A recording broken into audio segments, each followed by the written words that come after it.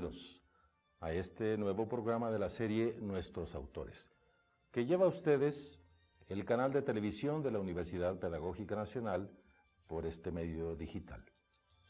Hoy tenemos un libro muy interesante que vamos a comentar con ustedes, titulado Tecnologías de la Información y Medios Aplicados a la Educación, Perspectivas de Análisis e Investigación. Es un libro de esta ya muy amplia serie que ha producido la Universidad Pedagógica, sus maestros, sobre las relaciones de las nuevas tecnologías, en particular de los medios digitales, con la educación. Este libro, Tecnologías de la Información y Medios Aplicados a la Educación, es un trabajo reciente coordinado por el doctor David Cortés Arce. Bienvenido, David. Está aquí con nosotros y él nos va a comentar sobre el contenido, los contenidos centrales de esta nueva publicación. Pero antes, estimado David, yo quisiera que te presentaras ante el público y nos recordaras cuál es el área de trabajo, cuál es tu campo de interés. Bueno, pues yo tengo aquí en la Universidad Pedagógica más de 20 años. Digamos que en el área 4, que es la de tecnologías de la información y modelos alternativos, bueno, pues como tú sabes, estamos muy encaminados a esta relación de las nuevas tecnologías con la educación, y yo concretamente pues estoy más interesado en la relación de estas nuevas tecnologías con el uso que hacen de ellas los jóvenes y la educación informal, ¿no? Y todo lo que está relacionado con cultura juvenil, con cultura popular.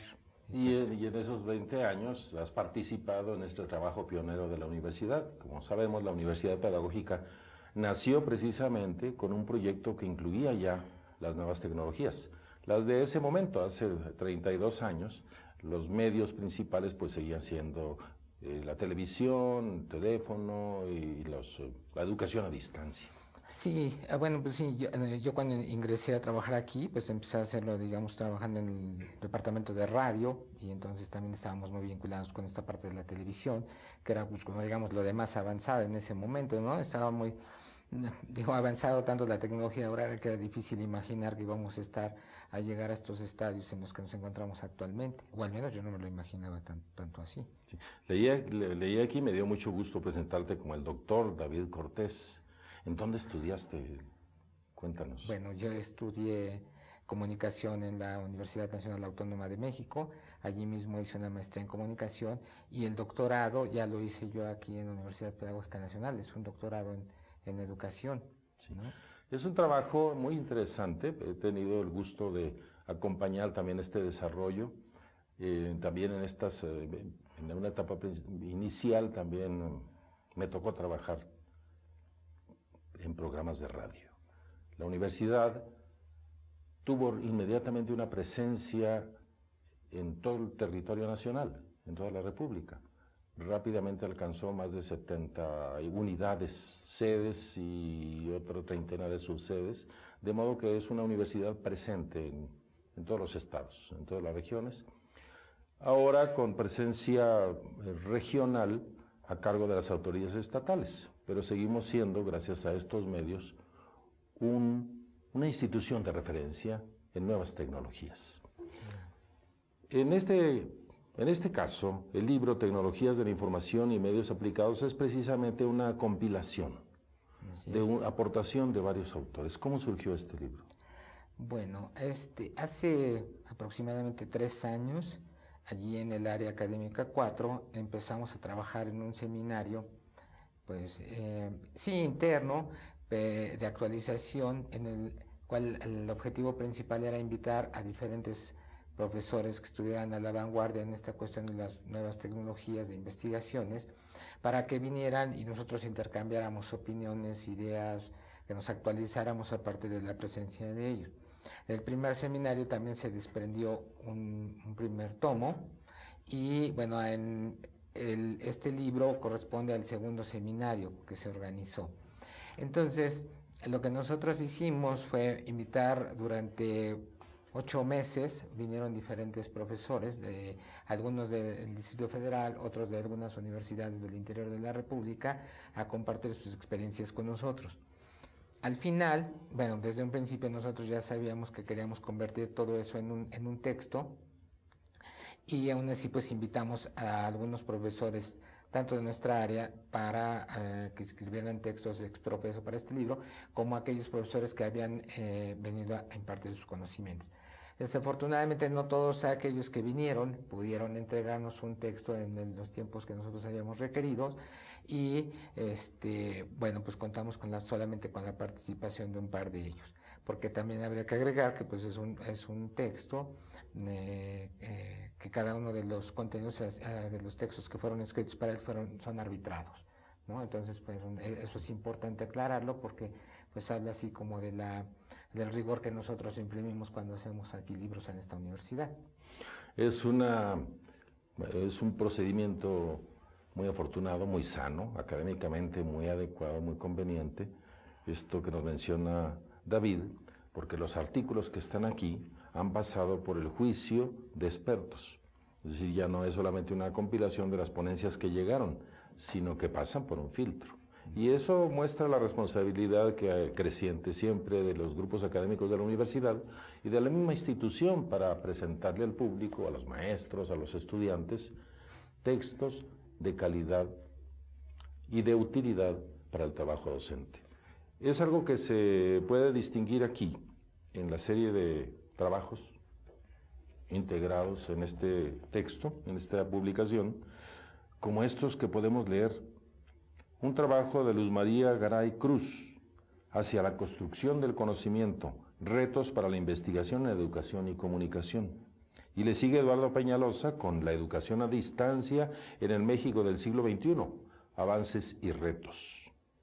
También está uno de Claudia Segura, la educación en línea y el proceso de aprendizaje. Y así mencionamos algunos otros que van a ver que se relacionan no solamente con el trabajo docente. En esta época en donde estamos ya inundados de las nuevas tecnologías, en donde ya todas las comunicaciones, todas las formas del trabajo académico y en general de la producción están relacionadas con las tecnologías. Entonces resulta un libro de interés para todo el mundo, para padres de familia, para ciudadanos de todos los medios. Sí, porque si bien está orientado hacia la educación la mayoría de los textos, o sea, hay algunos de ellos que son meramente teóricos, ¿no? Entonces el abordaje que llevan a cabo, si bien al final de los mismos se centra exclusivamente en educación, si hacen primero un preámbulo, pasan por lo que serían, digamos, la utilización, el empleo de las nuevas tecnologías pues, en lo que es en la vida cotidiana, ¿no? O sea, sí es cierto que al final los dos últimos textos que aparecen hablan de investigaciones muy concretas en donde se aplica la tecnología, ¿no? Que tal vez pudiéramos decir, bueno, eso no va a ser de uso cotidiano para cualquier lector. Sin embargo, pues a nivel de información sí es muy útil, ¿no? Por ejemplo, de cómo se utiliza para la enseñanza del francés o para la cuestión de las matemáticas, ¿no? Que serían el caso de las dos últimas textos que componen ese libro. Pero sí, yo creo que cualquier persona que esté interesada, o sea, no necesariamente tiene que ser interesado en la educación, pues va a encontrar aquí información que le puede ser útil. Sí, en mi lectura de algunos de ellos, esta parte que parecería eminentemente teórica, yo lo veía más como una reflexión, pero están presentadas en un lenguaje accesible. Esa es una de las virtudes de estos materiales, que no son farragosos ni son demasiado abstractos. El común de las personas con una capacidad media de lectura van a tener comprensión y acceso y hasta entretenimiento, porque hay muchas cosas de la vida, del mundo digital relacionado con la vida cotidiana que no nos detenemos a reflexionar. Aparecen a veces las tecnologías como asunto de magia y de personajes sobredotados que manejan las computadoras. Todas las personas podrán ver que con esta lectura, estas habilidades que van adquiriendo las personas con los medios digitales y en particular los maestros, son simplemente trabajo de estudio regular, no es algo de supergenios, está al alcance de todos, pero lo que está al alcance de todos y es lo que la universidad propone con estas publicaciones es la reflexión. A todos nos afecta. Y tenemos la necesidad, y yo diría que hasta la obligación, de pensar en serio qué efectos, qué bondades, pero también qué dificultades y qué nuevos problemas nos presentan las nuevas tecnologías, el mundo digital, las comunicaciones y cómo esto se puede aprovechar para la educación. ¿Sí? ¿Hay algún tono de estos trabajos que quisieras comentar de manera más detallada?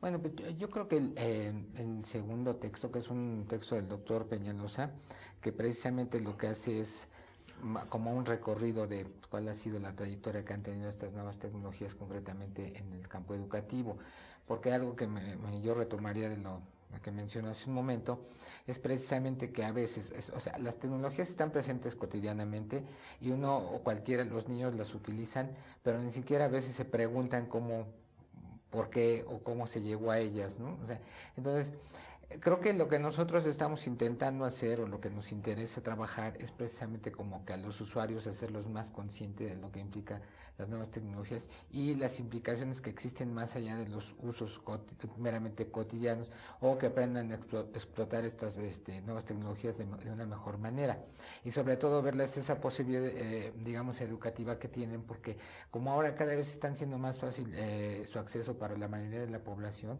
o sea, muchas veces, o sea, las habilidades tecnológicas ahora son como que más rápido de adquirir, ¿no? O sea, los teléfonos ahora, los celulares, que parece que son unas nuevas computadoras touch y todo lo vas tocando. Si uno le deja un teléfono a un niño pequeño, entonces automáticamente ya sabe cómo usarlo. Entonces, yo creo que lo que a uno le sirve, por ejemplo, como padre, si lee un texto de estos, es ver ese potencial y cómo podrían causar a un hijo a utilizar una computadora, a utilizar un teléfono, o para no espantarse por que de repente los niños empiecen a utilizar la tecnología que para ellos les pareciera como una cuestión de magia, como tú bien lo mencionaste, ¿no?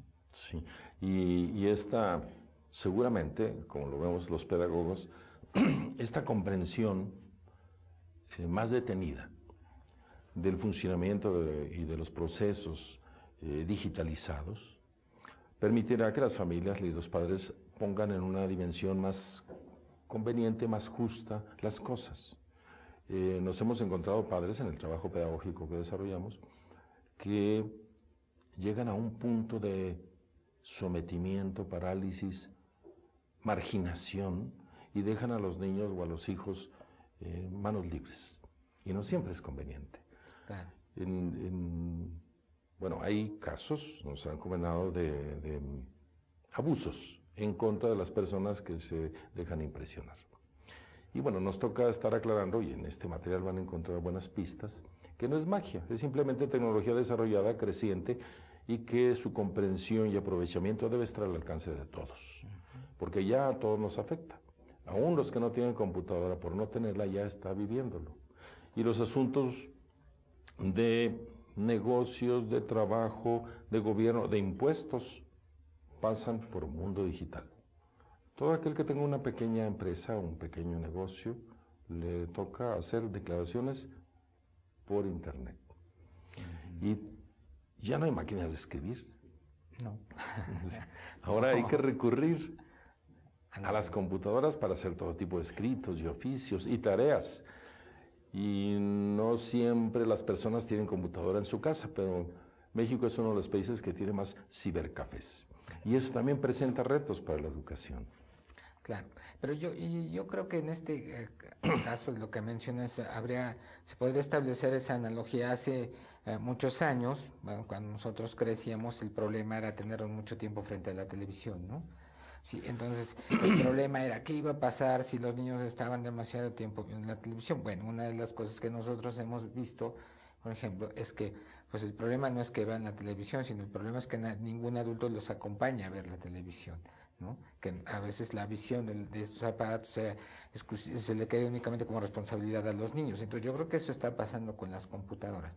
O sea, muchas de las personas adultas, o sea, primero se paralizan porque como no saben utilizarlas, lo primero que les preocupa es el alto costo que estas tienen y que entonces sus hijos las vayan a descomponer, ¿no?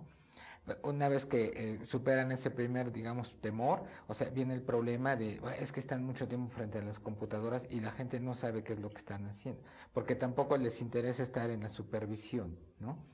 Y luego, digamos, un tercer problema viene cuando se presenta este asunto de que, ok, las empiezan a incorporar a la educación como herramientas de consulta, porque así como decías de los impuestos, bueno, pues ahora prácticamente aquellas monografías que eran como pequeñas enciclopedias o cápsulas de enciclopedia que nosotros comprábamos en las papelerías, pues ahora se tienen que consultar en la computadora, ¿no?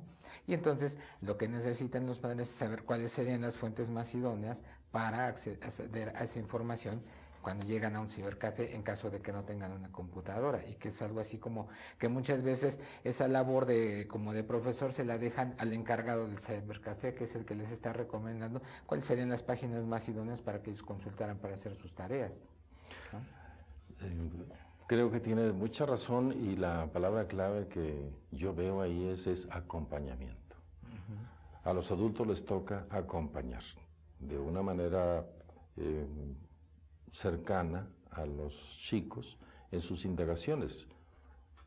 Los padres saben cómo, los maestros saben cómo, para no resultar un obstáculo al trabajo de los chicos, pero sí necesitan cercanía, son menores de edad. Claro. Y en el mundo del Internet, sobre todo, pues está otro mundo detrás que no sabemos quién. En esa idea de que el Internet es magia y los cafés y los cibercafés son centros siempre de educación o escolares, hay contenidos de otro tipo que hay que conocer.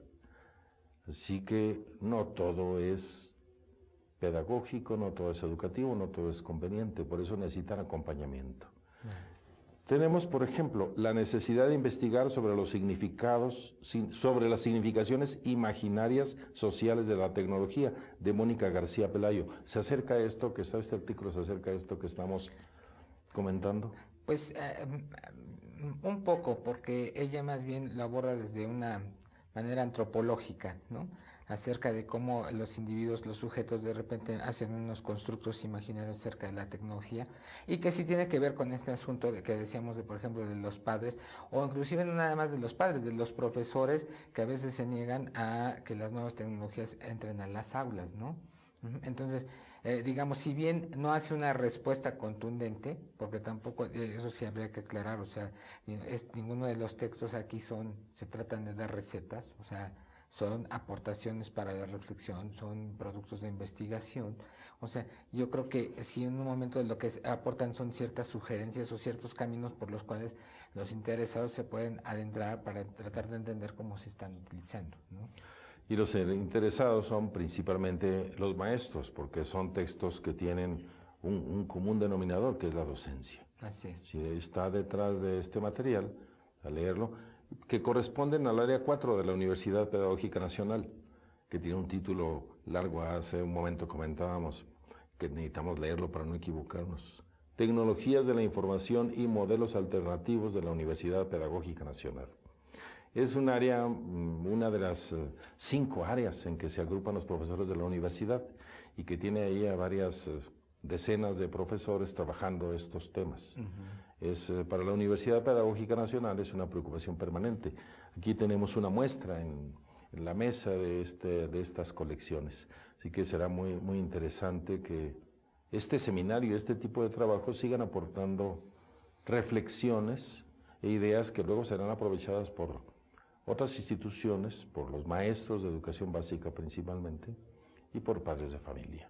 No, y por nosotros mismos, ¿no? O sea, por ejemplo, uno de los primeros trabajos que se hizo, que está, por ejemplo, aquí, ese de acceso y uso y apropiación de TIC entre docentes, fue un buen inventario de cómo nosotros, los profesores de la Universidad Pedagógica, usamos esas tecnologías, y fue tan bueno que hasta donde yo tengo entendido, varios de los otras instituciones se han acercado para replicar ese tipo de investigación en sus propias universidades, porque es como una manera de censar, ¿no? O sea, el grado de habilidad tecnológica que tenemos los docentes en las universidades, lo cual también es muy importante, ¿no? O sea, yo creo que uno de los asuntos que de pronto sí atemoriza es cuando te enfrentas a un grupo donde tú sabes que la mayoría de ellos son muy buenos para la cuestión tecnológica, ¿no? Sí, y entonces, digo, a mí me ha pasado, de pronto llegan y presentan unos PowerPoints que digo, ¿cómo lo hicieron, no? Y en realidad yo, pues, al principio me intimidaba, ahora ya no me intimida, ya aprendí un poco a usarlos, pero lo que sí, luego les digo, bueno, es que también hay que ir más allá, o sea, el PowerPoint no es como un sucedáneo de la cartulina, ¿no? Porque muchos de pronto lo que hacen es como un sucedáneo de la cartulina.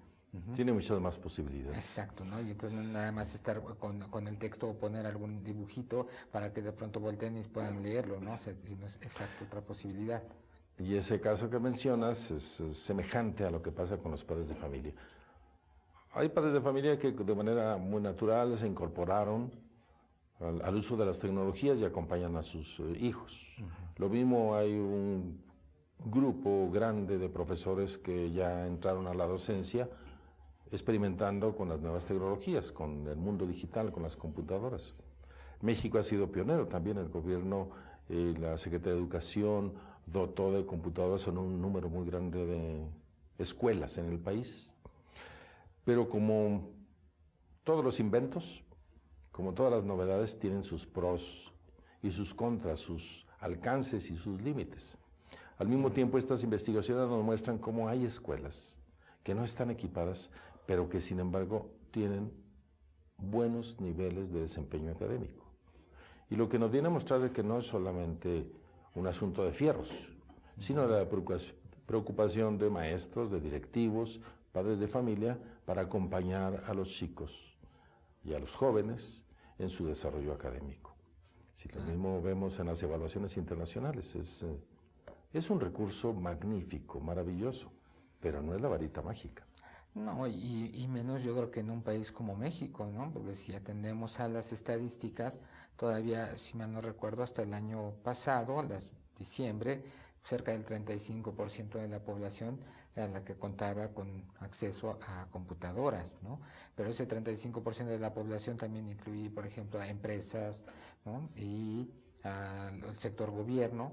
Entonces, hay un 65% de la población que no tiene acceso a este tipo de nuevas tecnologías. Son esas que están todavía aprendiendo sin los fierros, como tú lo mencionabas, y que de todas maneras sí son capaces de obtener buenos resultados académicos, ¿no?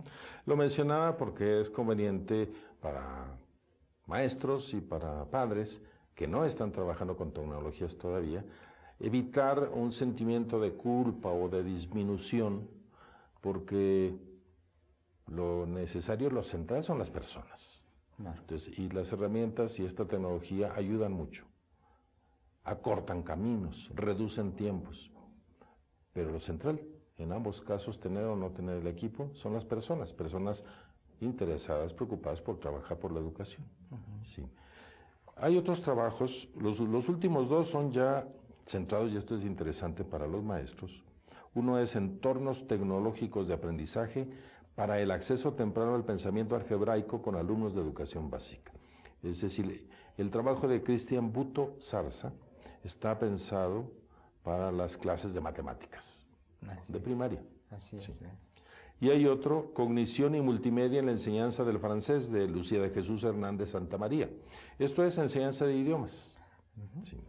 Porque me gustaría comentarle al público que en esta área se atiende, yo creo que una de las pocas, si no la única que conozco, licenciatura en enseñanza del francés en línea. Es decir, que se transmite por internet. Sí. Es una compilación que tiene estos 7 u 8 trabajos sobre tecnologías de la información y medios aplicados en la educación. ¿Y cuál es la perspectiva? ¿Hacia dónde avanza el grupo de trabajo de ustedes? Bueno, yo creo que sería difícil trazar una perspectiva única porque si bien algo que caracteriza al área, pues es que los intereses de varios de los profesores que estamos allí, o de la mayoría de los profesores que estamos allí, pues son muy amplios, ¿no? O sea, lo que en realidad nos está uniendo es esta cuestión de las nuevas tecnologías, ¿no? Pero así como hay algunos que concretamente lo están aplicando a esta parte de matemáticas, a los idiomas o a las lenguas, o vemos otros que estamos más enfocados, por ejemplo, esta de educación informal. O sea, yo creo que el asunto es que hay mucho por hacer en esta área, ¿no? Y en este rubro. O sea, digamos que pensar que nos estamos acercando a una última palabra sería hablar de una quimera, porque además están cambiando tan vertiginosamente las nuevas tecnologías que cuando hacemos alguna declaración importante, esta ya fue superado, ya nos rebasó en la práctica, ¿no? Y yo creo que eso es algo a lo que también nosotros de pronto nos tenemos que acomodar, no a buscar dar así como soluciones a problemas que tal vez los pueden encontrar en otro lado, sino más bien entregar ese tipo de estudios o de investigaciones que lo que propicien sean estas cuestiones acerca de la reflexión, ¿no? De cómo llevar a la educación o cómo pensar, dotar a esas partes de la población que no tienen acceso, cómo hacer que aparezcan menos disminuidas, ¿no? Como por ejemplo llevar a los jóvenes de ese uso lúdico que tienen de las computadoras, porque la mayoría de ellos hacen uso lúdico de ellas, ¿sí? A momentos en los cuales de pronto les pueden servir de mejor manera para la educación, ¿no?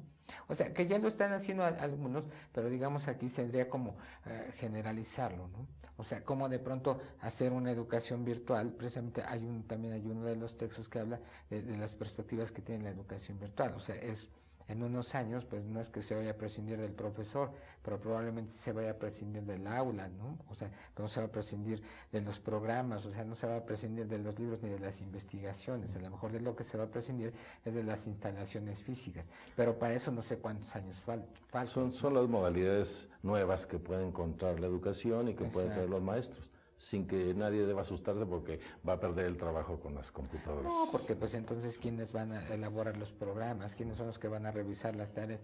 ¿Quiénes van a ser los expertos que van a estar validando aquello que en un momento dado van a estar aprendiendo ellos, ¿no? Doctor David Cortés Arce, pues para terminar, deseo felicitarte porque es un trabajo muy interesante, muy valioso, que va seguramente a resultar de provecho para maestros y para el público interesado en las nuevas tecnologías. Y con estos comentarios que nos haces, tendríamos que subrayar para padres y para maestros. Los chicos necesitan acompañamiento, siguen necesitando maestros, siguen necesitando padres, porque son tecnologías que no lo hacen todo y que sí presentan ventajas y problemas. Claro, sí. claro. Muchas gracias por tu presencia, muchas gracias por tus compañeros, tus comentarios, y al público recordarles que nos pueden seguir en este canal de la televisión digital de la Universidad Pedagógica Nacional en otro programa de la serie Nuestros Autores. Muchas gracias.